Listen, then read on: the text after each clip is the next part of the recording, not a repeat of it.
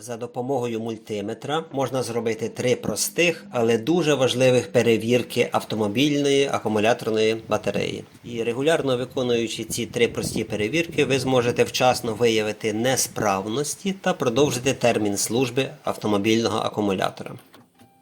Багато водіїв згадують про акумулятор лише тоді, коли автомобіль в один прекрасний момент просто не хоче заводитись.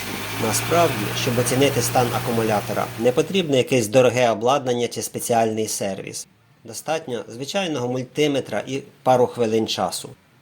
Прості, але дуже важливі перевірки допоможуть зрозуміти, чи справний сам акумулятор і чи правильно працює система зарядки автомобіля.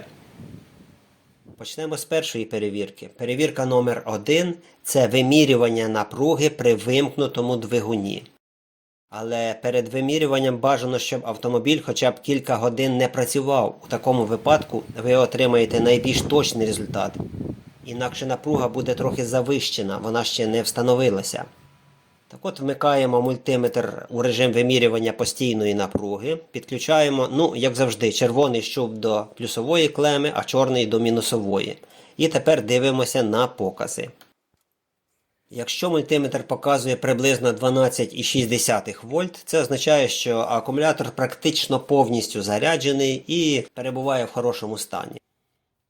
А якщо напруга знаходиться в районі 12,4 вольти, то акумулятор ще цілком працездатний, але заряд уже не повний. А якщо ви бачите 12,2 вольти або ще менше, то це сигнал, що батарею варто негайно підзарядити. Адже постійна експлуатація акумулятора в розрядженому стані скорочує його термін служби. Переходимо до другої перевірки. Перевірка номер 2 – це вимірювання напруги під час запуску двигуна. Цей тест показує, наскільки добре акумулятор справляється з великим навантаженням під час роботи стартера. Підключаємо мультиметр так само, як і в першому випадку. Потім просимо помічника запустити двигун, або самі запускаємо і спостерігаємо за показами мультиметрами саме під час запуску. В момент роботи стартера напруга обов'язково знижується. Це абсолютно нормально, але важлива межа. Якщо під час запуску вона не опускається нижче за 9,5 вольт, це свідчить про нормальну роботу акумулятора. У мене біля 10 вольт під час роботи стартера. А якщо ж напруга падає нижче, то це вже привід потурбуватися. Причиною може бути не тільки акумулятор, а й поганий контакт на клемах, або окислення провідників чи контактів, або навіть несправності стартера, який споживає занадто великий струм. Тому не варто одразу звинувачувати лише акумулятор, інколи проблема знаходиться в іншому місці, і треба всі названі мною причини послідовно перевірити.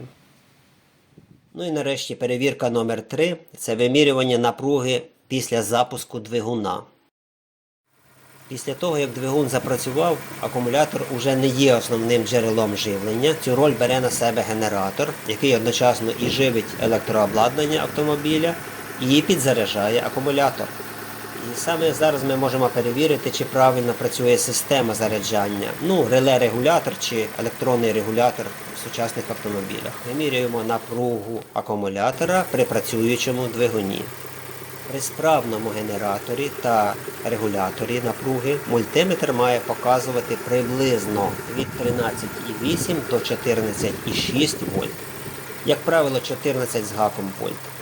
Буває, що генератор може не забезпечувати достатнього заряду.